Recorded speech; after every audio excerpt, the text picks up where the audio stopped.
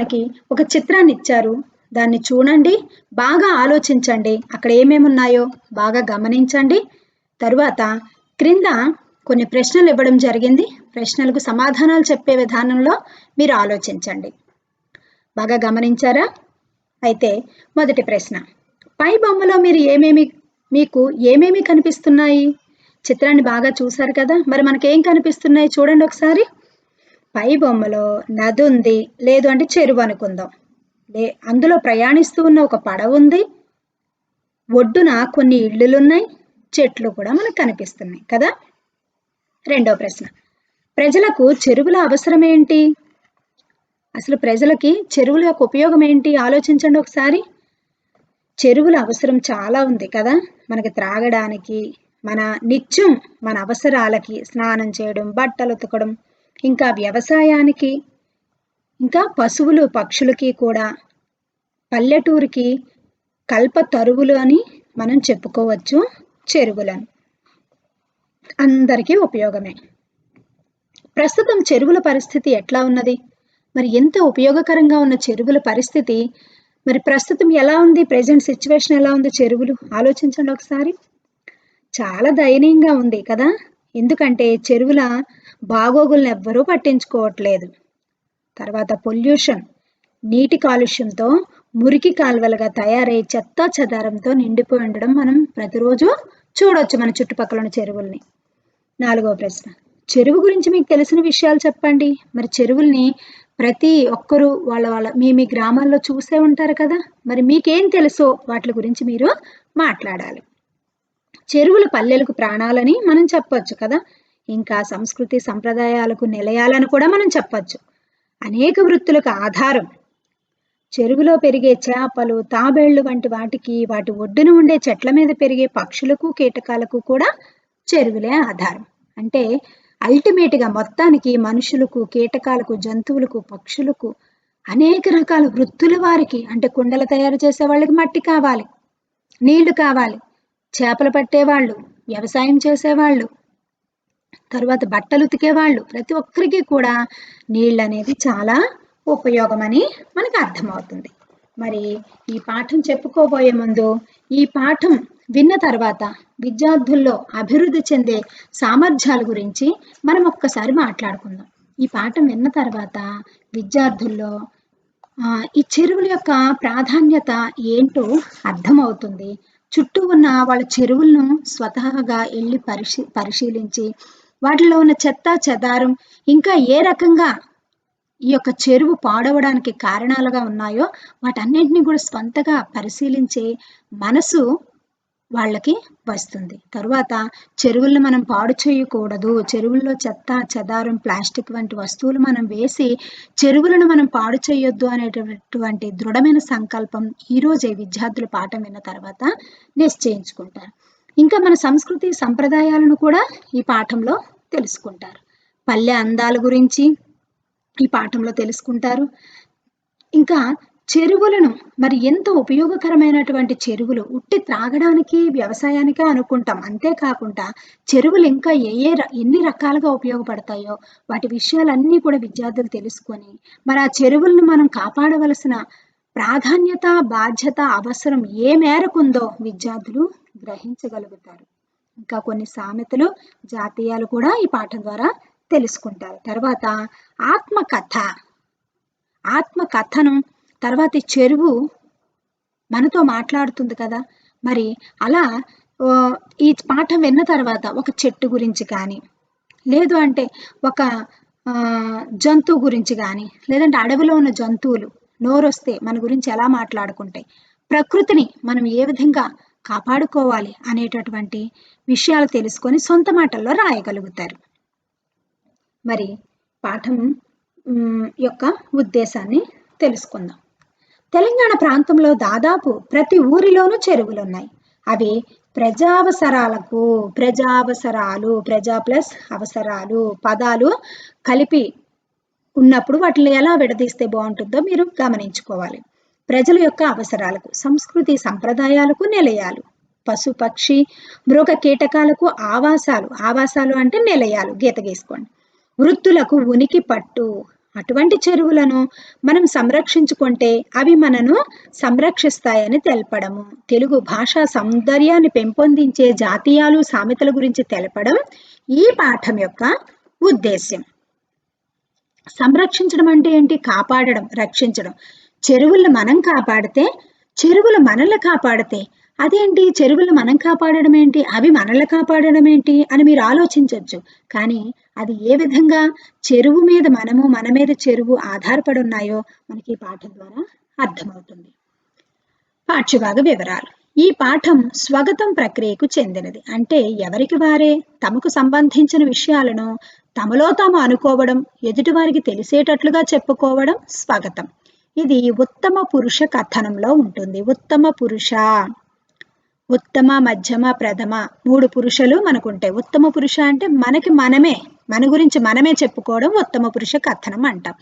ఇక్కడ స్వగతం అని మీకు ఒక కొత్త ప్రక్రియ వచ్చింది చూడండి మన సాహిత్య ప్రక్రియలో. స్వగతం. స్వగతం అంటే ఏంటి? తన గురించి తానే మనతో ఎదుటి వాళ్ళతో చెప్పుకోవడం స్వగతం అని అంటారు. ప్రవేశిక. నేను ఊరి సౌందర్యానికి తొలి మెట్టును, వ్యవసాయానికి ప్రధాన వనరును, బతుకమ్మలను సాగనంపే వేళ ఊరికి బతుకునిమ్మని నాలో చేర్చుకుంటారు. మళ్ళీరా వినాయక అని జనం నా చెంతకు వినాయకులను పంపిస్తారు. పిల్లలకు వేసవిలో నేనే ఆట విడుపును, పశుపక్ష్యాదులకు నీటినిచ్చే కేంద్రాన్ని. ఇంతకు నేనెవరో చెప్పలేదు కదా, పల్లెటూరి కల్పవల్లిగా పేరొందిన చెరువును. నా హృదయాంతరంగ భావాన్ని చెబుతా వినండి. ఇప్పుడు ఇది చదవంగానే మీకు అర్థమయ్యే ఉంటది. నేను అని మొదలుపెట్టుంది చెరువు మనతో మాట్లాడుతోంది. ఈ పాఠం అంతా కూడా చెరువు మనతో మాట్లాడుతున్నట్టుగా మనం వినాలి. మరి చెరువు మనతో ఏం మాట్లాడుతుంది, మనకి ఏం చెప్పాలనుకుంటుంది, మనకి చెరువు వల్ల కలిగే లాభాలను వివరిస్తూ ఆ యొక్క ఇప్పుడు ప్రస్తుతం తన పరిస్థితి ఎంత దీనావస్థలో ఉందో మనకి వివరిస్తూ మన యొక్క బాధ్యతను గుర్తు చేస్తూ మరి చెరువు మనతో ఏ విధంగా మాట్లాడిందో పాఠం చదివి తెలుసుకుందాం. పాఠం చదివే ముందు చెరువు గురించి చిన్నది మీకు ఇన్ఫర్మేషన్ ఇవ్వాలనుకుంటున్నాను.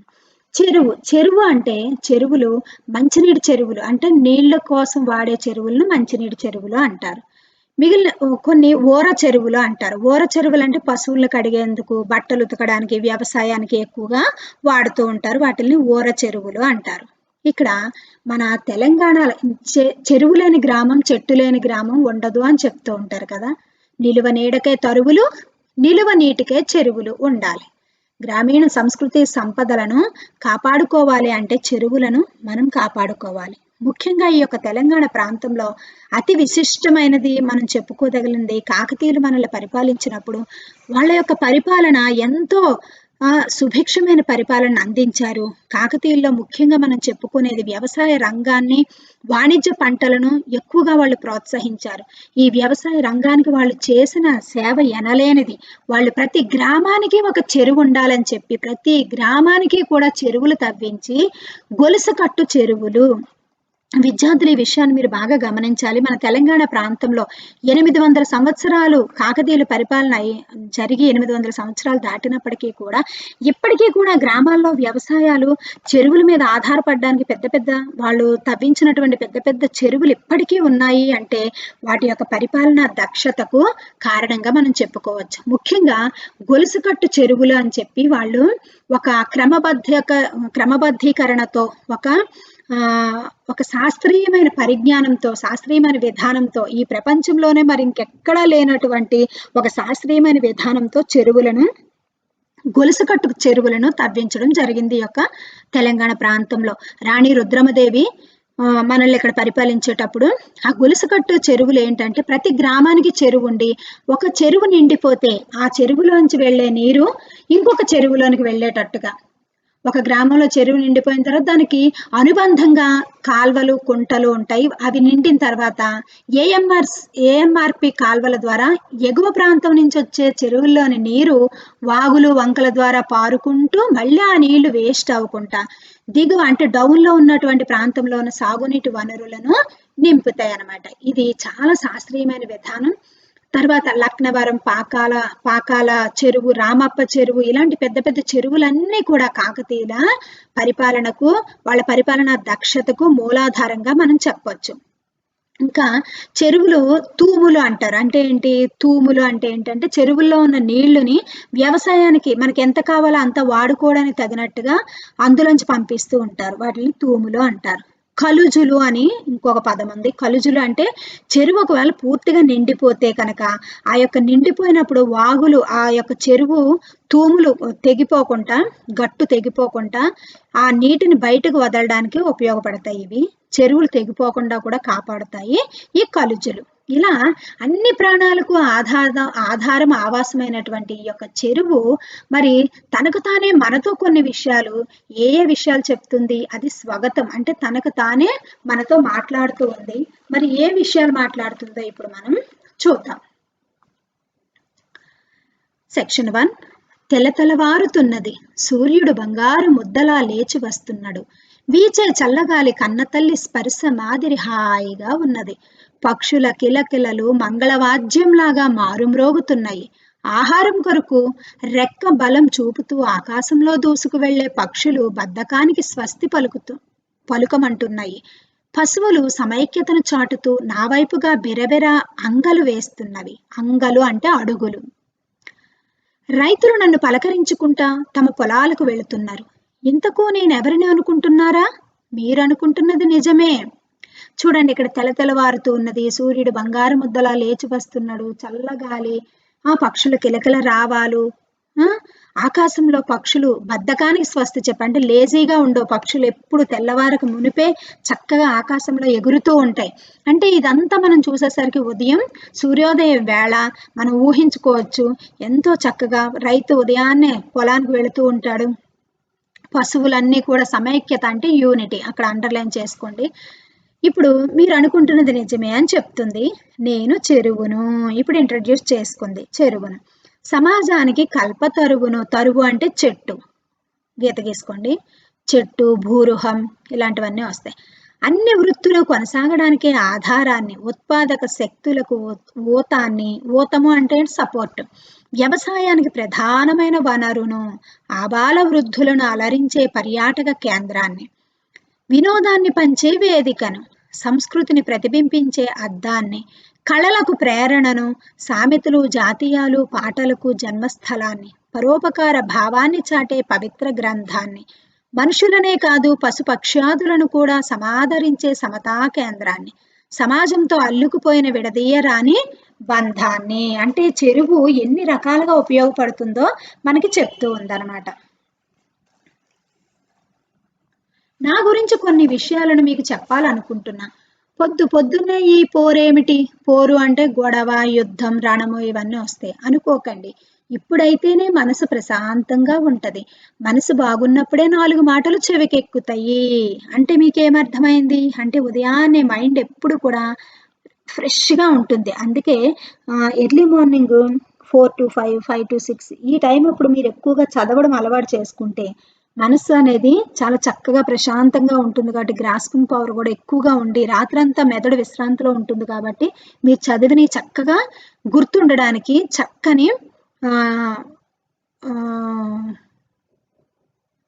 చక్కగా మీకు చదివినవన్నీ గుర్తుండడానికి ఉపయోగపడుతుంది. చక్కని సమయం అన్నమాట అది.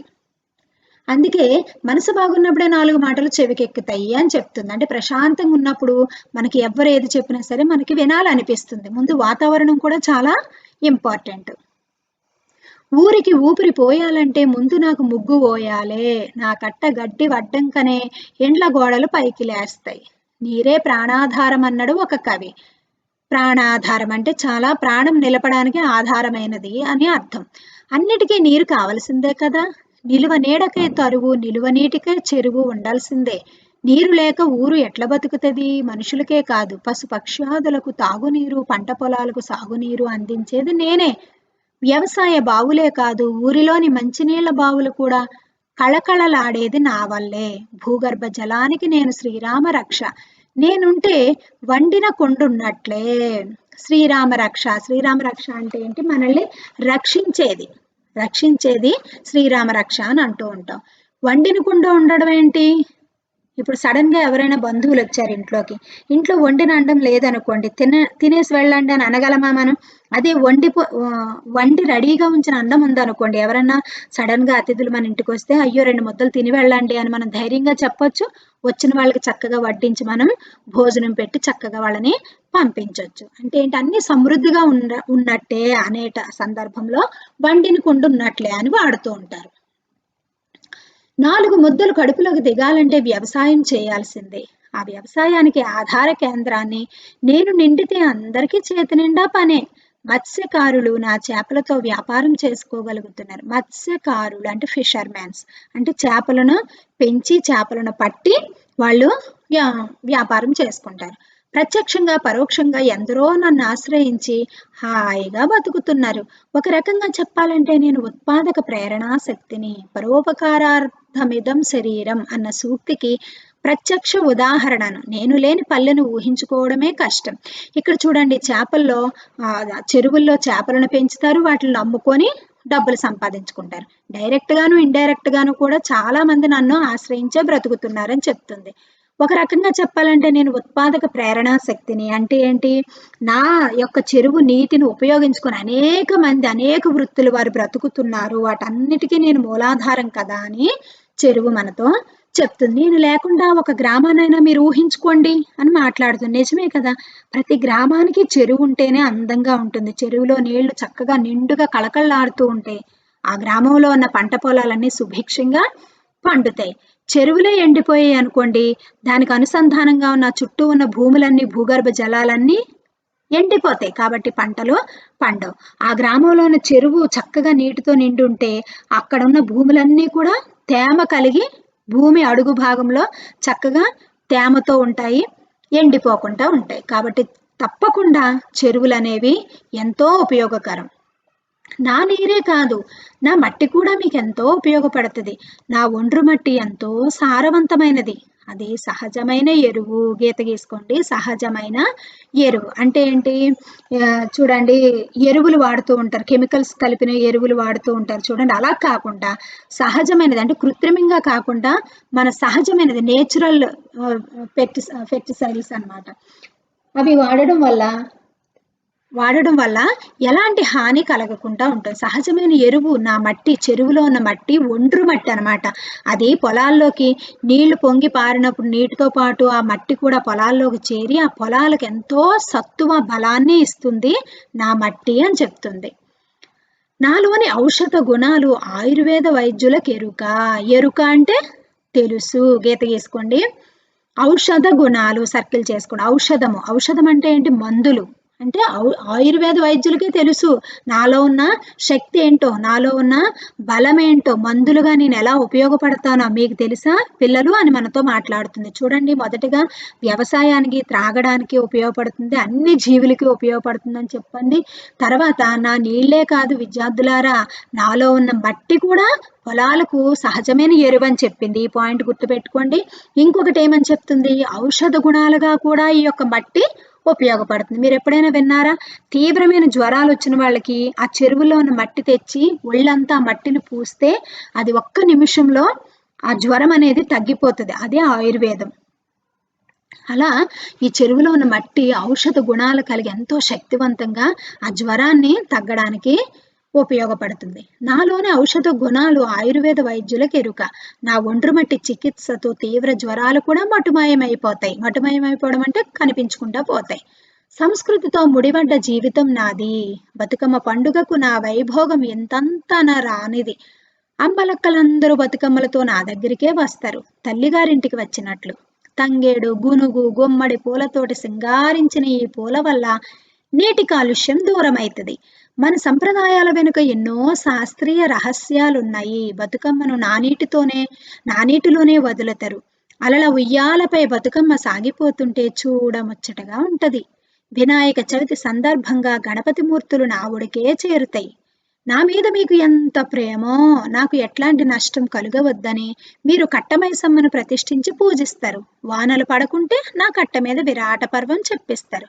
ఇక్కడ ఈ పాయింట్స్ పైనేమో ఒండ్రు మట్టి, ఔషధ గుణాలు, నీరే కాదు మట్టి, ఎరువుగాను, తర్వాత ఔషధ గుణంగా ఉండి తీవ్ర జ్వరాలు తగ్గిస్తాయన్న పాయింట్స్ మీరు నోట్ చేసుకోండి. నెక్స్ట్ ఇక్కడ ఏం చెప్తున్నారు, ఇంత మాత్రమే కాదు, ఇంకా సంస్కృతి సంప్రదాయాలకు కూడా నేను ఎంతో ఉపయోగపడతాను. బతుకమ్మ పండుగ వస్తే గునుగు పూలు, గుమ్మడి పూలు, తంగేడు పూలతో సింగారించి నా దాంట్లో వదులుతారు. అంటే చెరువును శుభ్రపరుస్తుంది. ఇది మీరు బాగా గమనించాలి.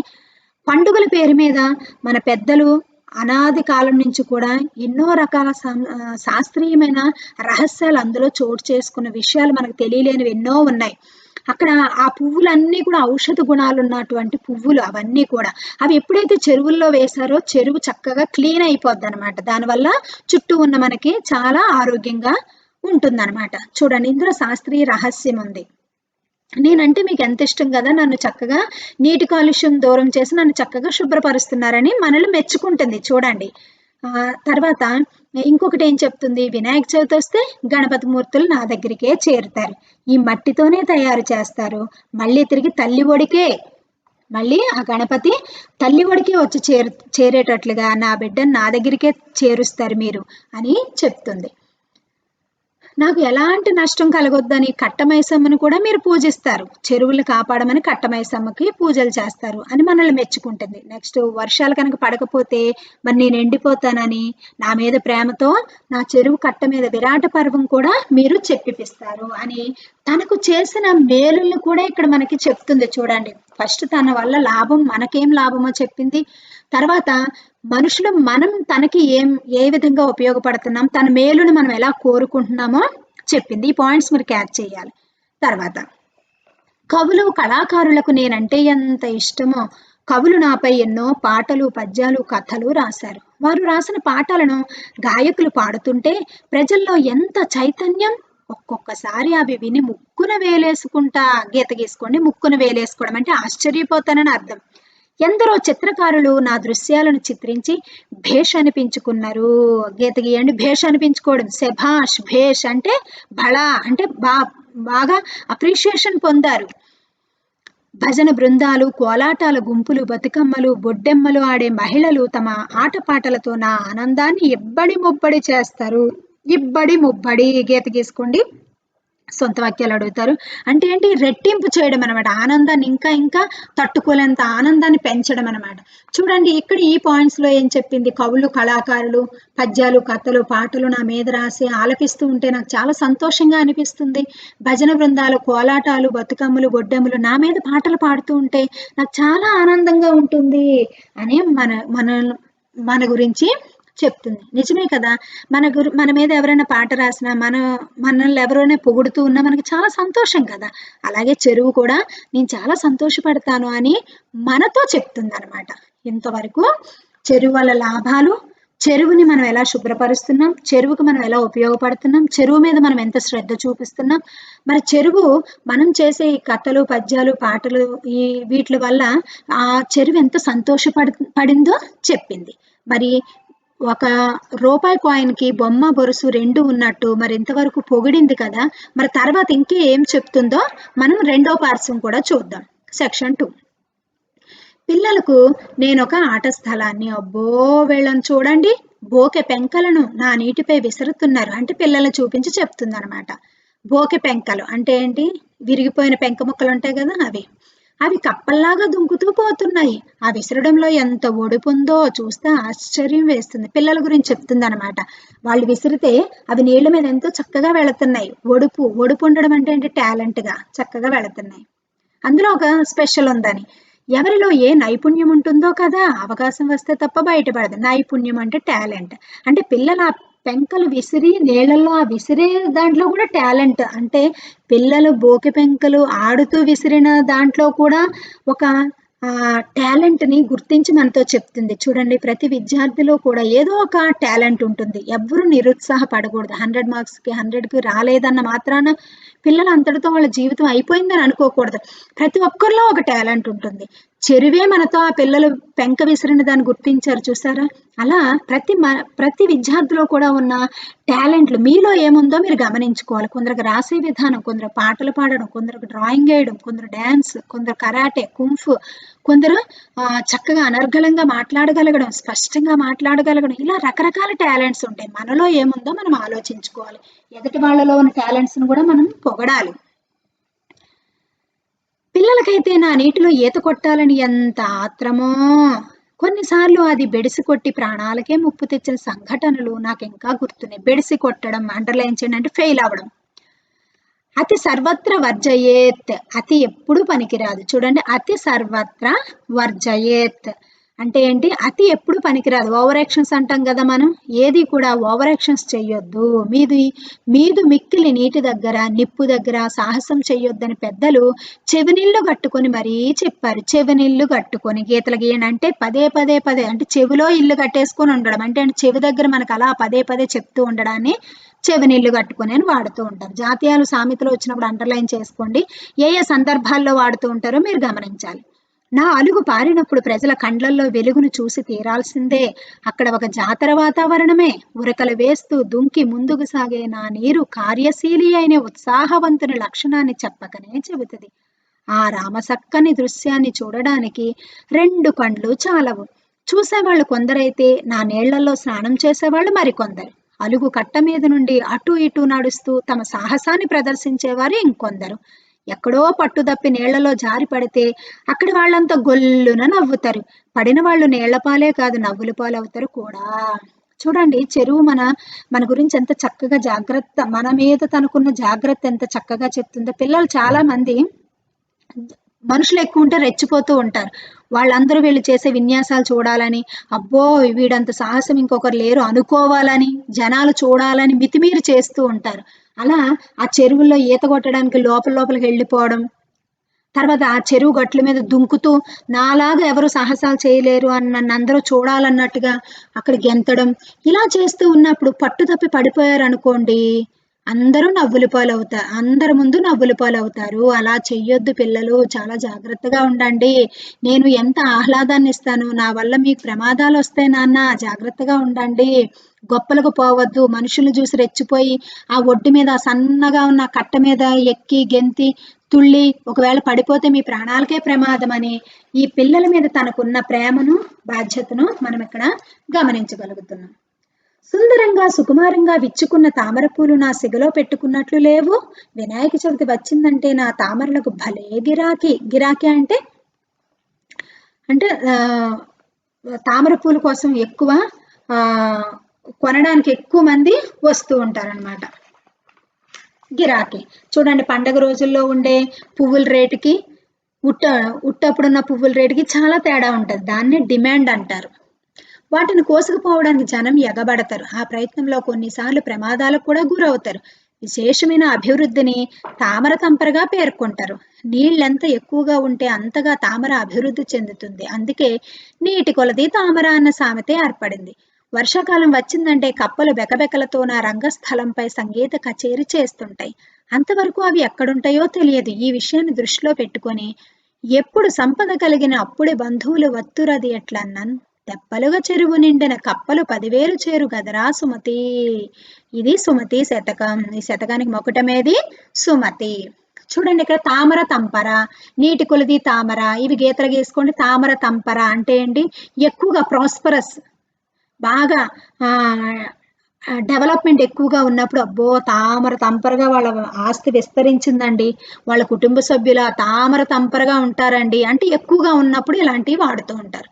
నీటి కొలిది తామర, పిండి కొద్ది రొట్టె ఇలాంటివి వాడుతూ ఉంటారు. మీరు ఎప్పుడైనా విన్నారా? అంటే ఎంత చెట్టుకు అంతే గాలి. ఇవన్నీ సామెతలు. అంటే ఏంటి? నీళ్లు ఎంత ఎక్కువగా ఉంటే తామరలు అంతగా అభివృద్ధి చెందుతాయి. అంటే నీ దగ్గర ఎంత డబ్బులు ఎక్కువగా ఉంటే అంత ఎక్కువగా నువ్వు కొనుక్కోగలవు. నీ దగ్గర ఎంత పెద్ద చెట్టు ఉంటే అంత ఎక్కువ నీకు గాలి వస్తుంది. నీ దగ్గర ఎంత ఎక్కువ పిండి ఉంటే నీ పిండి ఉన్న కొద్దే నీకు రొట్టె వస్తుంది. ఇలా సామెతలు వాడుతూ ఉంటారు. ఈ పద్యాన్ని మనం చదివినప్పుడు మన దగ్గర సంపద అంటే డబ్బు, కలిమి.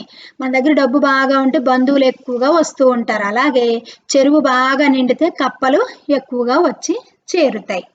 ఇక్కడ కప్పల్ని బంధువులతో పోల్చాడు, చెరువుని మన దగ్గర ఉండే కలిమితో పోల్చారు సుమతి శతకకర్త. అనే జీవిత సత్యాన్ని నాతో ముడిపెట్టి మరీ చెప్పిండు బద్దెన. సుమతి శతకకర్త ఎవరు? బద్దెన. సర్కిల్ చేసుకోండి. సుమతి శతకాలను రచించినటువంటి శతకకర్త బద్దెన. నన్ను ఆశ్రయించుకుని చేపలు తమ ఉనికిని భద్రపరుచుకుంటాయి. కొన్నిసార్లు చేపల వేటకే గాలంతో వచ్చినోళ్ళు గంటల తరబడి నా కట్ట మీద కూర్చోవడం మీరు చూసే ఉంటారు. ఏ పని సాధించాలన్నా సహనం కావాలన్న నా గట్టును మీరు నేర్చుకోవాలి. నేను ఎండాకాలంలో సన్నబడుతా. అప్పుడు చేపలకు కప్పలకు చాలా ఇబ్బంది.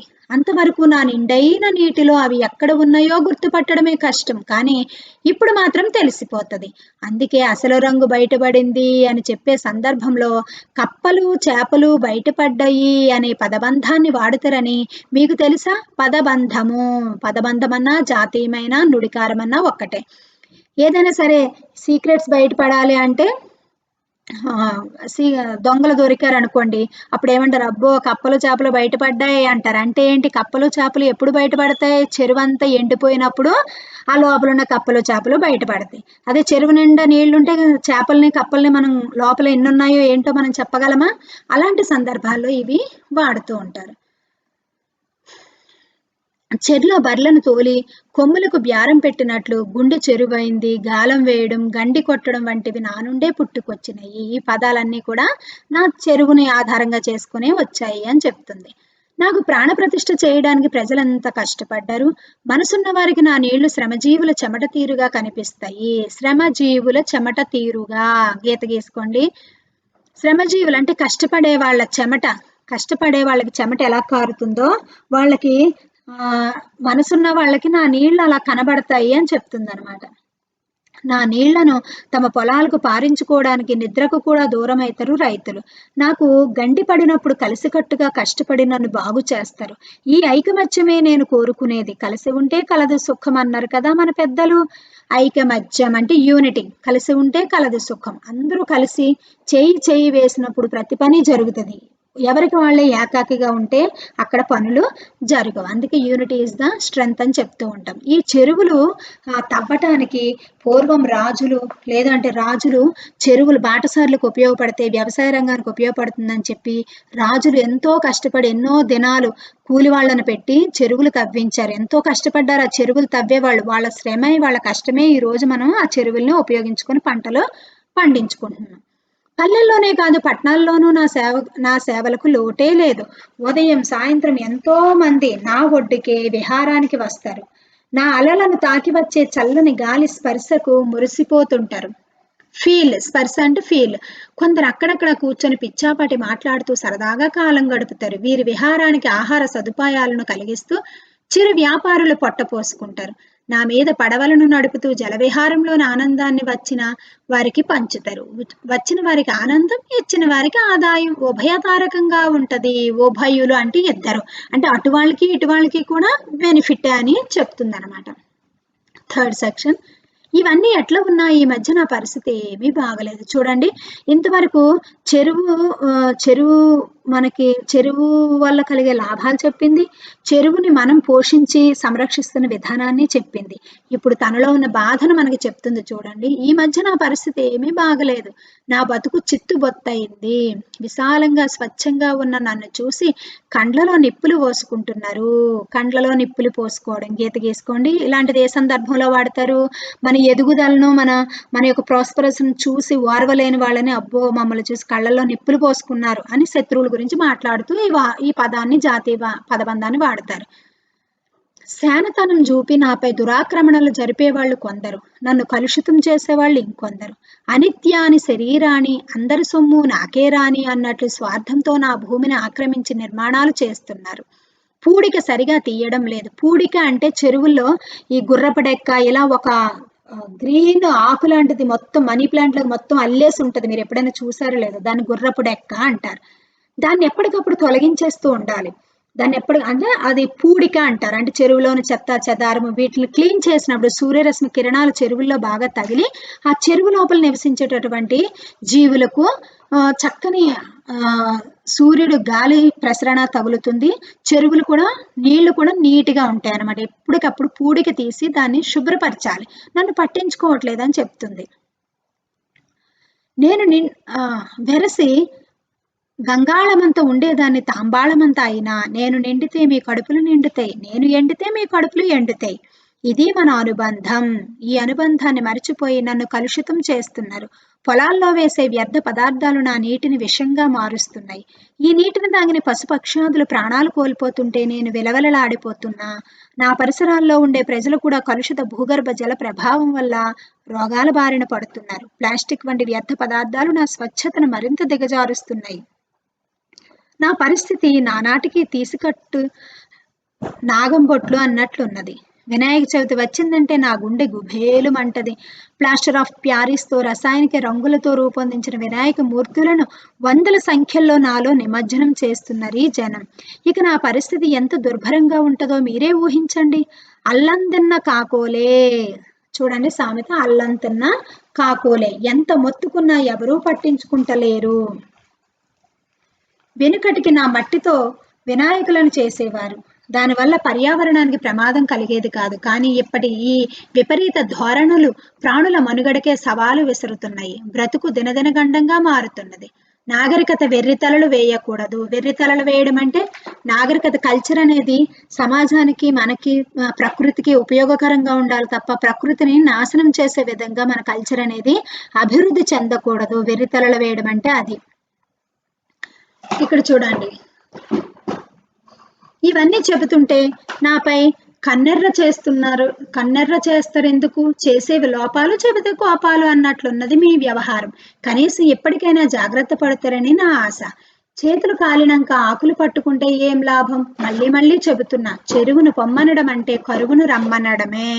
మనకి చూడండి, మనకి వార్నింగ్ ఇస్తున్నట్టుగా లేవు ఈ మాటలు. నన్ను చేసేవి మీ అన్ని లోపాలు, చెబితే కోపాలు. నేను చెప్పాను అనుకోండి, కోపాలు. ఎందుకు అలాగా? మీ చేతులు కాలిపోయిన ఆకులు పట్టుకుంటే ఏం లాభం? నన్ను పాడు చేసేసిన తర్వాత మీరు తర్వాత బాధపడితే ఏం లాభం? నన్ను పొమ్మన్నారంటే మీకు కరువుని, పోవర్టీ రమ్మని ఆహ్వానించడమే. గుర్తుంచుకోండి అని మనకి కమెంట్స్ ఇస్తుంది చూడండి. తరతరాల చరిత్రకు నేను మౌన సాక్షిని. నా విషయంలో రాజులు ఎంతో ఉదారంగా వ్యవహరించారు. నా పైన వారికి ప్రత్యేక శ్రద్ధ. కాకతీయులు నిర్మించిన రామప్ప చెరువు, పాకాల చెరువు, లక్నవరం చెరువు నేటికి చెక్కు చెదరలేదు. అవి ఎంతో విశాలమైనవి. మంథనిలో శిల సముద్రం అని చెరువు ఉంది. వనపర్తి రాజులు ఏకంగా సప్త సముద్రాలు అని పేరు పెట్టుకున్నారు చెరువులకు. పెద్ద చెరువులను సముద్రంగా పిలిచే సంప్రదాయం తెలంగాణలో ఉంది. కాలం ఏదైనా నాకేమైనా మీ కొరకే జీవిస్తున్నా. వానకాలంలో నేను నిండి పంటలు పండడానికి సహాయపడుతున్నా. నా నీళ్లనే కాదు, మీ కళ్లకు, మనసుకు ఆనందాన్ని పంచుతున్నా. వెన్నెల కాలంలో ప్రకృతి అందాల ప్రదర్శనాలపై మిమ్మల్ని పరవశింపచేస్తున్నా. ఎండాకాలంలో మత్స్యకారుల ఆర్థిక బలాన్ని పెంచుతున్నా. ఆర్థిక బలం అంటే ఏంటి? Financial status. ఇంతగా మీకు సహాయపడే నన్ను చిన్న చూపు చూడడం న్యాయమా? ఎప్పటికైనా మీకు సోయి రావాలే. సోయి రావాలంటే మీకు బుద్ధి రావాలి, మెలకు రావాలి. నన్ను రక్షించడం అంటే మిమ్మల్ని మీరు రక్షించుకోవడమే. అందుకే చివరిగా మీ గదువ వట్టి చెబుతున్నా, చెట్లను పెంచండి, తద్వారా వర్షాలను ఆహ్వానించండి. నేను నిండేటట్లు, మీ బతుకు పండేటట్లు చూసుకోండి. చూడండి, చెరువు మనతో మాట్లాడుతూ మెల్లమెల్లగా చెరువు యొక్క ఉపయోగాలు చెప్పింది. చెరువులను మనం ఎలా సంరక్షిస్తున్నామో మనం చేసే పనులు కూడా చెప్పింది. కానీ present situation is not good. అంటే ప్రస్తుతం నన్ను మీరు ఆదరించట్లేదు. తాంబాళమంతా చేసేశారు. గంగాళమంతా అంటే విశాలంగా ఉండే చెరువులను ఆక్రమించుకుంటూ భవనాలు నిర్మించుకుంటూ నేను చాలా చిన్నగా అయిపోయాను. కూర్చున్న కొమ్మనే నరుక్కుంటున్నట్లుగా చెరువులను మనం పాడు చేస్తే మనం దారిద్ర్యాన్ని ఆహ్వానిస్తున్నట్లే అని మరొకసారి గుర్తు చేసింది చెరువు. చూసారా, విన్నారా పిల్లలు? కాబట్టి ప్లాస్టర్ ఆఫ్ ప్యారిస్తో తయారు చేసిన గణపతి విగ్రహాలను వాడకూడదు. చెత్తా చెదారాలు చెరువుల్లో పడేయకూడదు. ప్లాస్టిక్ వంటి వస్తువులు చెరువుల్లో కలవకుండా చూడండి. ఫ్యాక్టరీల నుంచి వచ్చే వ్యర్థ జలాలు, కెమికల్స్తో కలిసినటువంటి విషపూరితమైన జలాలు చెరువులోకి వెళ్ళడం వల్ల అందులో ఉండేటటువంటి చేపలు అన్నీ కూడా చనిపోతాయి. అవే నీళ్లు పశువులు తాగడం వల్ల పశువులు కూడా వ్యాధిగ్రస్తం అవుతాయి. ఆ నీళ్లు పంట పొలాలకు వాడడం వల్ల పొలాలు కూడా పాడవుతాయి. మరి ఇన్ని నష్టాలు కలుగ చేసే పనులు మనం చెయ్యకుండా వాటిని అరికట్టాలి. మనం చెయ్యకనవసరం లేదు, కానీ జరుగుతున్న అన్యాయాలను అరికట్టాలి. ప్రకృతిని కాపాడుకోవడం మన ధర్మం, మన బాధ్యత. కాబట్టి విద్యార్థి దశలోనే ప్రకృతిని సంరక్షించాలి అనేటటువంటి పటిష్టమైనటువంటి గాఢంగా ఆ యొక్క మీరు మనసులోనే మీరు అనుకోవాలి. గాఢంగా అనుకోవాలి. ప్రకృతిని మనం కాపాడాలి. మన చేతనైనంత మనం చెయ్యాలి. చెరువుల్ని